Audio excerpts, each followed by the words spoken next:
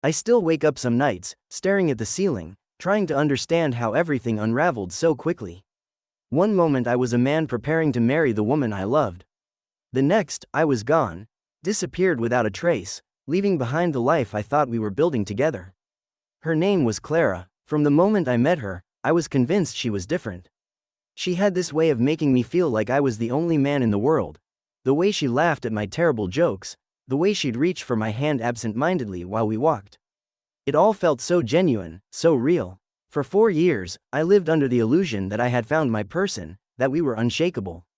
The wedding was just weeks away. We had picked the venue together, debated over napkin colors, and even argued about whether we should do an open bar, her idea, or keep it simple, mine. It was normal, the kind of small disagreements every couple has. But looking back, I should have seen the signs. She had been distant, not cold, not cruel, just not as present as she used to be. She was on her phone more often, smiling at messages she never shared. I chalked it up to wedding stress. Maybe she was overwhelmed. Maybe she was just trying to soak in these last few moments before we became husband and wife. Then one evening, she mentioned a small gathering with some friends, a pre-bachelorette celebration. Nothing major, just a fun night out. She told me about it so casually, like it was the most normal thing in the world. I remember watching her get ready that night, sitting on the edge of our bed while she stood in front of the mirror. She looked stunning. Her hair curled just the way she liked, her dress hugging her in all the right ways. But there was something off. When she caught me staring, she smirked and said, "What? You act like I've never gone out before." I forced a laugh, just taking it all in.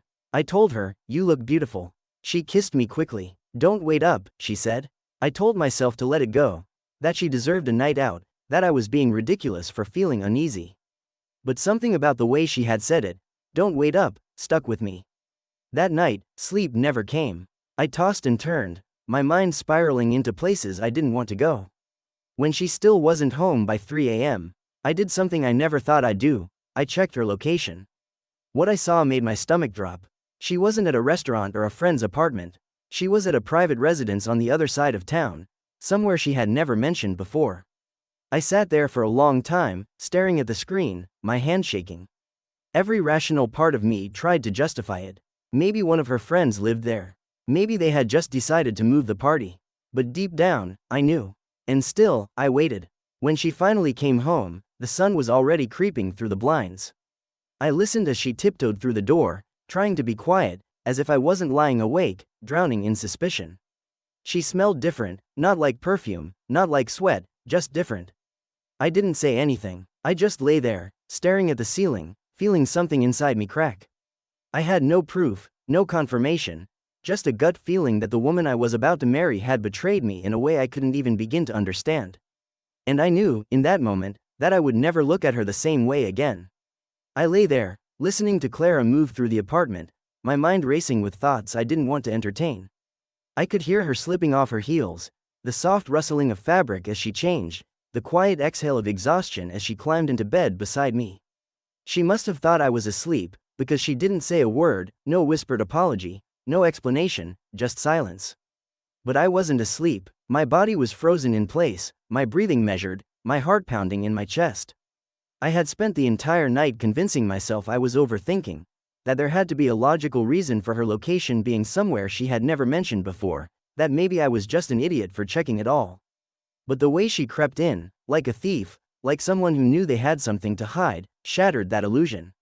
I could feel the warmth of her body close to mine, but for the first time since we had met, she felt like a stranger. I wanted to confront her, to sit up, turn on the light, and demand to know the truth. But I was afraid of what she might say, afraid of what I might hear, afraid that the life we had built, the future I had planned, was already gone, and I just hadn't realized it yet. Instead, I waited. The next morning, she woke up before me, slipping out of bed with a groggy sigh. I listened as she shuffled into the bathroom, the sound of the shower turning on, the soft hum of her voice as she mindlessly sang to herself, like nothing was wrong, like she hadn't just come home at dawn from a place I couldn't explain. I forced myself to get up, walking into the kitchen and making coffee, my hands still unsteady. When she finally emerged, wrapped in a towel, her hair dripping wet, she smiled at me like nothing had changed.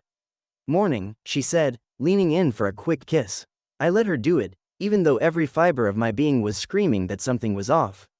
You were out late, I said carefully, watching her reaction. She yawned, stretching her arms. Yeah, the girls wanted to keep the party going, so we went to Kate's cousin's place. I meant to text, but I figured you'd be asleep anyway. I studied her. The way she avoided my eyes just a little too much, the way she casually threw out a name I had never heard before, the way she so effortlessly lied to me. And I knew. I didn't know the details. I didn't have a confession. I didn't have proof, but I knew. I nodded slowly, pretending to believe her. Yeah, I crashed early, I said, taking a sip of coffee that suddenly tasted bitter. Glad you had fun. She beamed, walking past me to get dressed, completely unaware that my mind was unraveling everything we had. The rest of the day felt surreal. I went through the motions, pretending everything was fine, but inside, I was spiraling. I replayed every conversation we had in the past few weeks, every moment that suddenly felt suspicious, the late nights, the sudden need for more space, the way she had started locking her phone when she never used to. And then I made a decision. I needed to know the truth. That night, after Clara fell asleep, I took her phone.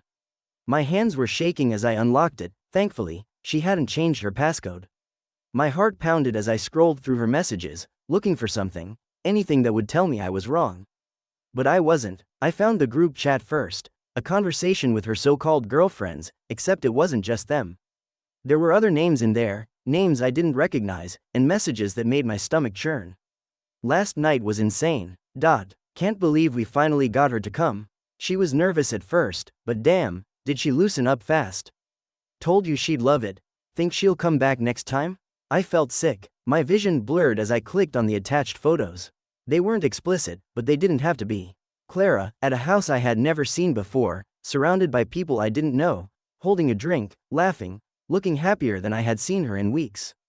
I clenched my jaw, scrolling further, my breath coming in short bursts. And then I found the worst part, a private message. Last night was incredible, can't stop thinking about it. You're something else, sent to her from a name I had never seen before. And her response, you're trouble. But I had fun. I put the phone down.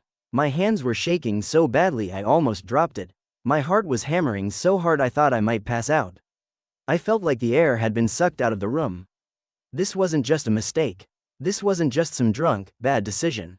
She had planned this. She had chosen this. And the worst part? She had come home to me afterward, kissed me like nothing had happened, and slept beside me like I was nothing. I sat there, gripping the edge of the bed, my mind racing through 1,000 different emotions, rage, heartbreak, disbelief. But one thing became crystal clear. The woman I was supposed to marry wasn't the woman I thought she was. And this wedding was never going to happen. I didn't sleep that night. I couldn't. My mind kept replaying the messages, the photos, the smirk in her text that felt like a slap in the face. I lay there, staring at the ceiling, listening to the soft rhythm of her breathing, wondering how she could sleep so peacefully while my entire world was caving in. I thought about waking her up, demanding answers right then and there, forcing her to admit what she had done. But what would that change? She would lie. She would gaslight me, make me feel crazy for even asking. I had seen it before, heard the stories from other men who had been in my shoes. I never thought I'd be one of them. Morning came, and with it, a twisted sense of clarity. Clara moved through the apartment like it was any other day, completely unaware that I knew the truth.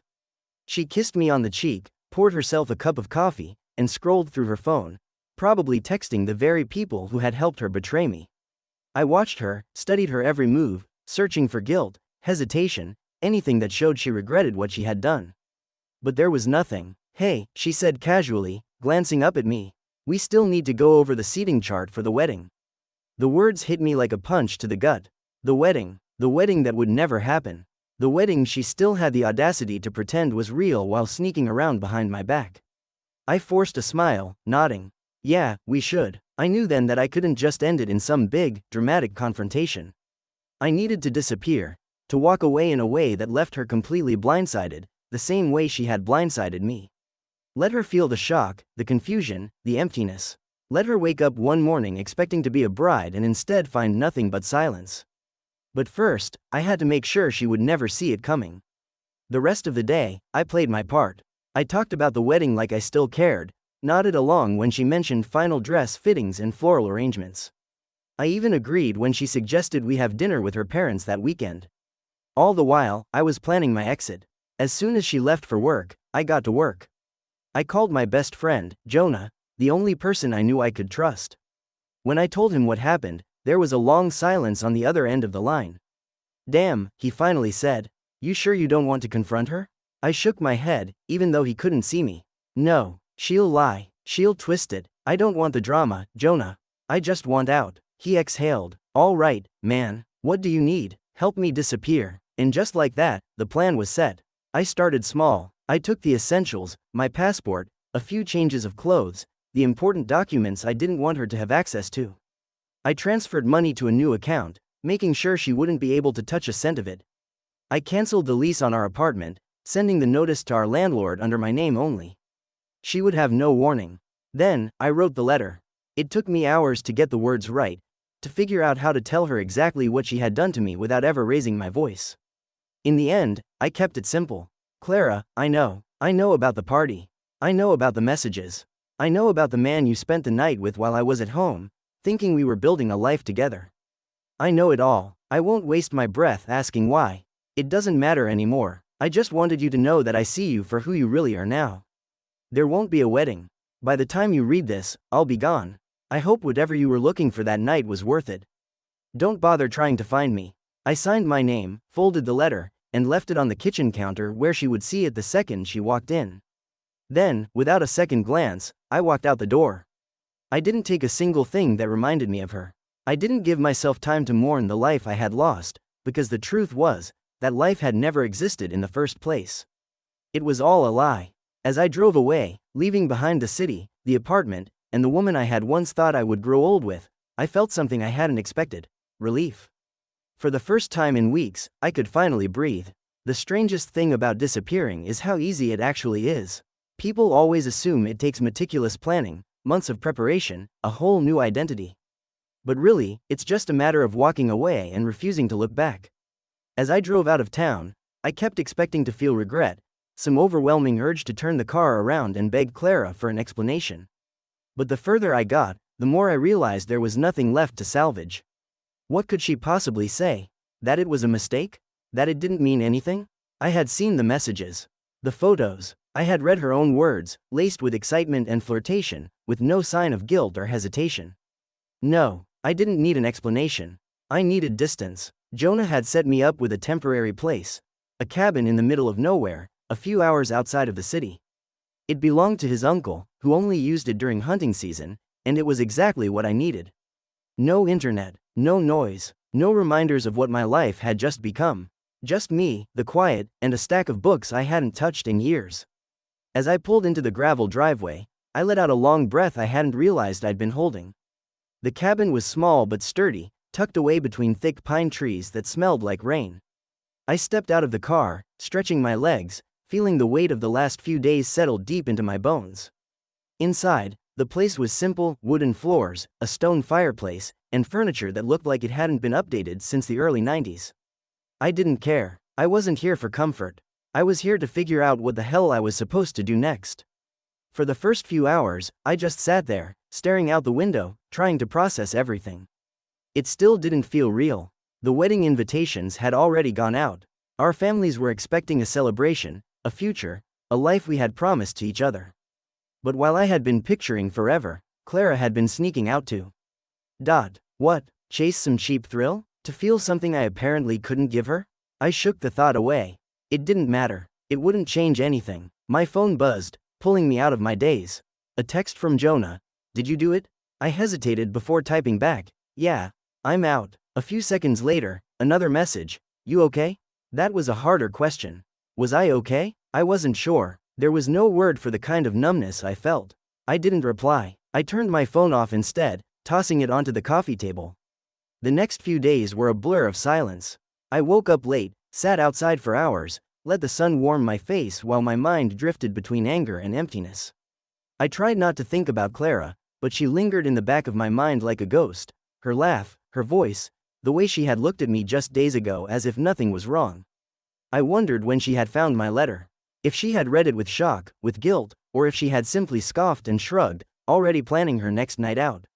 I wondered if she was trying to call me, if she was reaching out to friends, asking where I had gone. Not that I would ever know. My phone stayed off. On the fourth day, Jonah showed up unannounced, a six-pack in one hand and a bag of takeout in the other. Figured you could use a beer, he said, stepping inside like he owned the place, and some actual food. You look like hell. I let out a short laugh, the first real one in days. Thanks. I feel like hell. We sat outside on the porch, drinking in silence, the sound of the wind rustling through the trees the only thing filling the space between us. You ever think about what you're going to do next? He finally asked. I exhaled slowly, staring at the horizon. Not really. Right now, I'm just trying to figure out how to exist without feeling like my entire life was a lie. Jonah nodded, taking a sip of his beer. That's fair. For a long time, neither of us spoke. And honestly, I was grateful for it. I didn't want advice. I didn't want reassurances. I just wanted to sit in the wreckage for a while, let the dust settle before I decided what came next. One thing was certain, though, I wasn't going back. The first few days after I vanished felt surreal, like I had stepped into a different version of my life where nothing made sense. The quiet of the cabin was both a blessing and a curse. It gave me space to think, but at the same time, it made everything too real. I didn't have the distractions of the city, the noise of daily life, or the mindless routine of wedding preparations. Instead, I had the weight of what had happened pressing down on me, filling every moment with an overwhelming mix of anger, confusion, and something I refused to name: grief. I had spent years building a life with Clara, convinced she was the woman I would grow old with. Now, that version of my life had been ripped away in the most humiliating way possible. I wasn't just dealing with a broken relationship. I was dealing with the fact that the person I had trusted the most had been living a double life right under my nose. The betrayal wasn't just in what she had done. It was in how effortlessly she had lied, how she had looked me in the eyes every day and made me believe she loved me. And now, she was probably freaking out, wondering where I had gone. I hadn't turned my phone back on since I left. I didn't want to see her name pop up. I didn't want to hear her excuses, her fake apologies, her desperate attempts to spin the situation into something that could be salvaged. I had made my choice. I was done with her. But that didn't mean she was done with me. I knew she would come looking. And I was right. On the morning of the sixth day, I finally cracked and turned my phone on. It wasn't out of curiosity. I just needed to check my bank accounts, make sure everything was still in order. But the moment the screen lit up, I was bombarded with missed calls, voicemails, and texts, most of them from Clara. I scrolled through the notifications, my stomach twisting as I read the desperate messages. Where are you? What is this? Come home. Let's talk about this. Please, I need to see you. This is insane. You're overreacting. At least tell me you're safe. The messages started off frantic, then softened into pleading, then slowly into frustration. The last few texts were shorter, colder. You're being ridiculous. If you're going to run away like a coward, maybe it's for the best.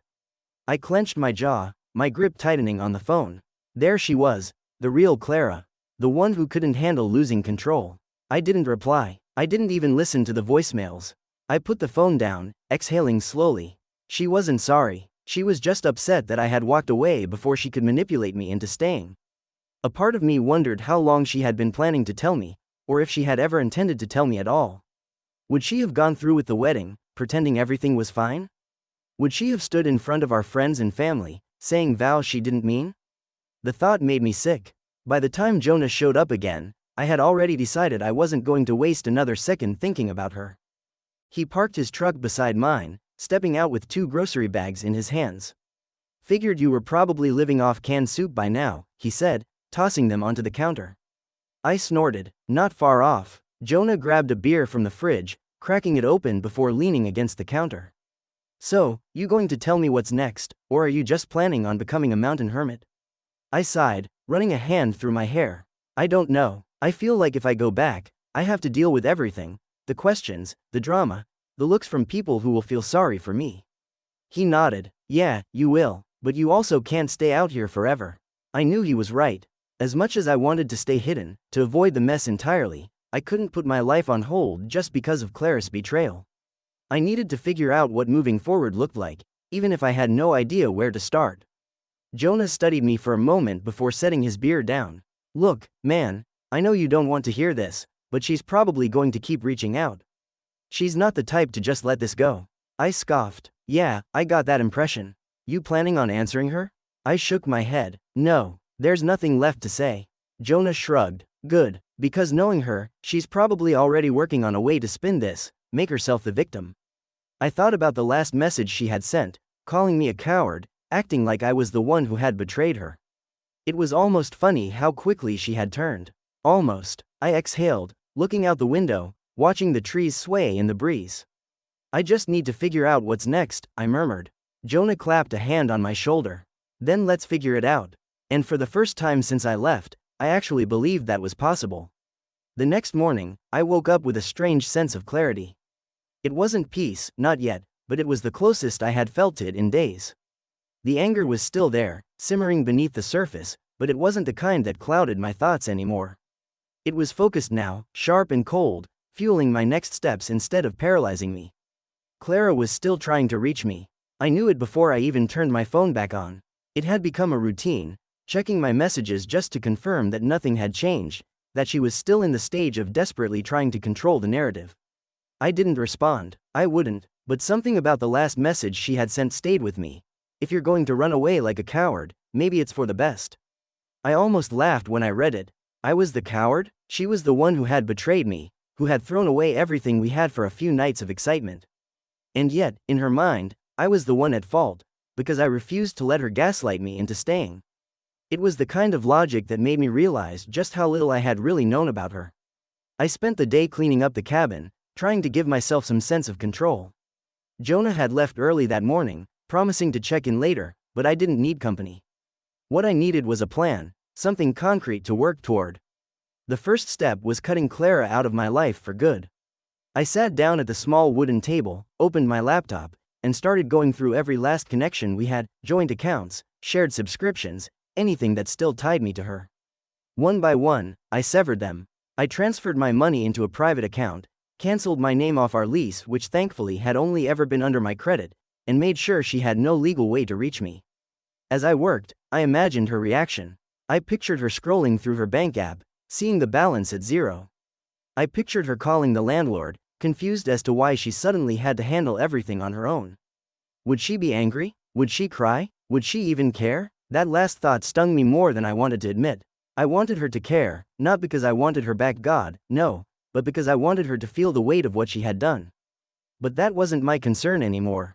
By mid-afternoon, I had done everything I needed to do. The next step was figuring out what my life looked like now. I had a good job back in the city. Technically, I could go back anytime. But the idea of returning to the same streets, the same places where I had built a life with Clara, made my skin crawl. Everywhere I went would be a reminder. Every familiar face would come with questions, pitying looks, unwanted conversations. I couldn't do that, not yet, so I made a decision. I grabbed my phone, scrolled through my contacts, and found the number I hadn't called in years. It rang twice before a deep, familiar voice answered. Didn't expect to hear from you. I let out a breath, running a hand through my hair. Hey, Dad. There was a pause. Then, you okay? It was a simple question, but something about the way he asked it, the way he knew something was wrong without me saying a word, almost broke me. I swallowed hard. Not really. Another pause. Then, without hesitation, he said, come home. And just like that, I had my next move. I packed my bags that night. It was strange, stuffing everything I owned into a single duffel, realizing how little I actually needed. A few clothes, my laptop, the essentials, everything else could stay. None of it mattered anymore. The drive back to my hometown was long, stretching across miles of open highway, the sky darkening as I put more and more distance between myself and the life I had left behind. I hadn't been back in years, not since my mom passed. My dad and I had never been particularly close. He was the quiet, reserved type, the kind of man who showed love in practical ways rather than words. When I left for the city, I never expected to return. But now, I had nowhere else to go. When I finally pulled up to the old house, the porch light was on, casting a dim glow against the worn wooden steps. The sight of it sent a strange mix of emotions through me, nostalgia, relief, something close to grief. The front door opened before I even stepped out of the car. My dad stood there, arms crossed, watching me with an expression I couldn't quite read. He looked older than I remembered, the lines on his face deeper, his hair more gray than not. I shut the car door and exhaled. Hey, he nodded, stepping aside. Come in. The house smelled the same: old wood, coffee, something faintly familiar that I couldn't quite place. I set my bag down in the hallway, suddenly feeling out of place in my own childhood home. My dad motioned toward the kitchen. "You hungry?" I almost laughed. Of course that was his first response. Not what happened, not "Are you okay?" Just a quiet, unspoken offer of comfort in the only way he knew how. "Yeah," I admitted. He nodded, turning toward the stove. "Good. Sit down." I did, and for the first time in days, I felt like I wasn't completely alone. Sitting in my childhood home, I felt like I had stepped into another version of myself, one I had long buried. The wooden kitchen table was the same one I had eaten at as a kid, the scratches and dents in it telling stories of a life before I ever met Clara, before I ever knew what betrayal felt like. My dad moved around the kitchen with the same quiet efficiency he always had, pulling out a skillet, cracking eggs, flipping bacon. He didn't ask any questions. Not yet. He just let the silence settle between us, unhurried, giving me space to speak when I was ready. It took me a long time to say anything. "She cheated," I finally muttered, staring down at the grain of the table. "That's why I left." I heard him pause, just for a second, but he didn't look surprised. He simply let out a slow breath, scraping the bacon onto a plate. "Yeah," he said, setting it in front of me. "Figured it was something like that." I frowned, looking up at him. "What do you mean?" He shrugged, sitting down across from me with his own plate. "You sounded different on the phone. And I know you. You wouldn't just up and leave unless you had no other choice." I picked up a fork, pushing my eggs around. "I did have a choice," I muttered. "I could have stayed. I could have confronted her. I could have let her explain herself. Would that have changed anything?" I clenched my jaw. "No." "Then you did the right thing." I let out a bitter laugh. "Doesn't feel like it." He chewed his food slowly, thoughtful. "Not yet," he admitted. "But it will." I wasn't sure if I believed that. We ate in silence after that, the only sound the faint hum of the fridge and the occasional clink of silverware. It was strange how normal it felt, like I hadn't just abandoned my entire life, like I hadn't just left behind a woman who had once been my whole future. When we finished, my dad stood up and grabbed a couple of beers from the fridge, sliding one across the table to me. "Come on," he said, nodding toward the back porch. "Let's sit outside for a bit." I followed him out, stepping into the warm night air. The backyard looked smaller than I remembered, the old oak tree still standing tall in the corner, its branches stretching out like they had when I was a kid.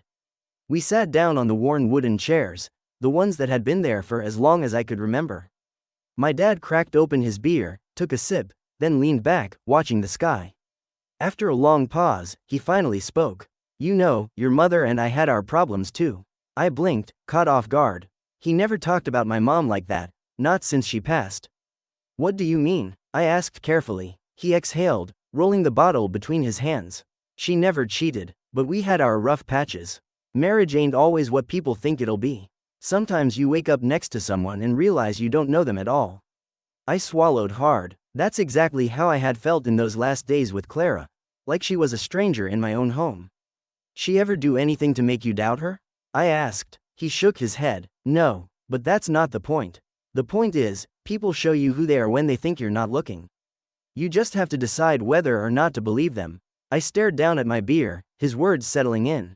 "She showed you, son," he said simply. "And you believed her." I didn't know what to say to that. We sat there for a long time, just staring at the stars, the weight of everything pressing down on me. For the first time since I had left, I felt something shift inside me, like I wasn't just running anymore. Like maybe I was finally moving forward. The next morning, I woke up feeling lighter than I had in weeks. It wasn't that everything was suddenly fine, far from it, but for the first time since my world had been flipped upside down, I wasn't drowning in it anymore. I stepped outside into the early morning air, the scent of pine and fresh-cut grass filling my lungs. My dad was already on the porch, sipping coffee from an old mug that had probably been there since I was a kid. He didn't say anything as I sat down beside him. For a long time, we just sat there, watching the sunrise over the backyard. Then, finally, he spoke. "So, what's next?" It was the question I had been avoiding, the one I hadn't been ready to face. But now, I wasn't afraid of it. "I don't know," I admitted. "But I think that's okay." He nodded, taking another sip of coffee. "Yeah, it is." I thought about the life I had left behind, the apartment I would never step foot in again, the wedding that would never happen, the woman I had once believed would be my forever. It was all gone now. But for the first time, that didn't feel like a loss. It felt like freedom. I turned to my dad. I think I want to stay for a while. A small smile tugged at the corner of his lips. I figured you might, and just like that, I knew I had made the right choice. I wasn't running anymore. I wasn't lost. I was exactly where I was supposed to be.